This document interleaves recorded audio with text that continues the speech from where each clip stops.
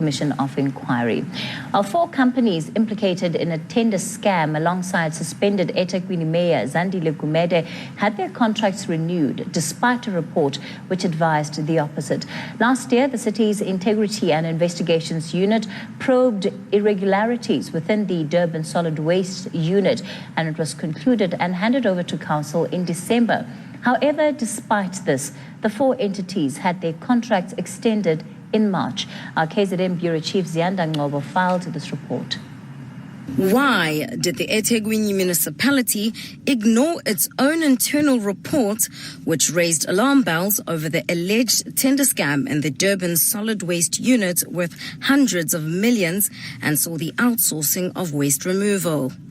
Well, DA caucus leader in the eThekwini municipality, Nicole Graham, accuses the ANC of abusing its majority in the council to overlook irregular expenditure.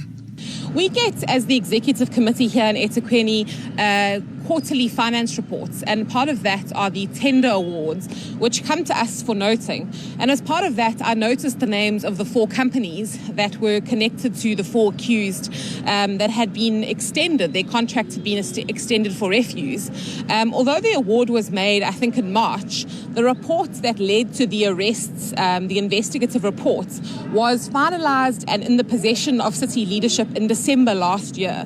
So the city was well aware, despite its protestations, that they knew what was actually happening in this regard. 200 million rand was fruitless and wasteful expenditure. The matter dates back to 2016, when Durban Solid Waste official Robert Abu is alleged to have deliberately delayed the awarding of a refuse collection tender to create an emergency. The emergency led to the implementation of Section 36 of the Municipal Finance Management Act, which allows for a deviation from the regular tender process. The Act also allows for the awarding of a tender on a 3-month basis. But civil action organization ALTA says this has been happening on a consistent basis since 2016. Since then, they've been rolling it over as an emergency basis on a 3-month basis. So effectively, the last 3-month basis goes from the 25th of March and it ends at the end of June.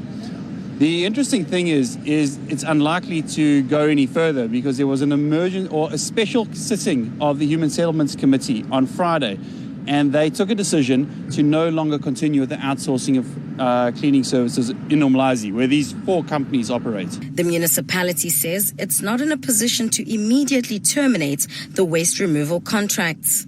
At the moment, the city is looking at those reports. There is an independent blacklisting committee that is in place, which will look at the report by CIU, then take a decision on whether they are blacklisted or not. As it stands at the moment, the four companies whose contracts were extended, that was in May, are still not yet blacklisted.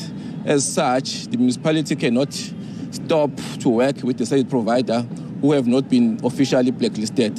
So it's a work in progress. We'll ask that the blacklisting committee be given opportunity to look at the matter. The municipality has emphasized that the contracts which were renewed in March will have expired by the end of June.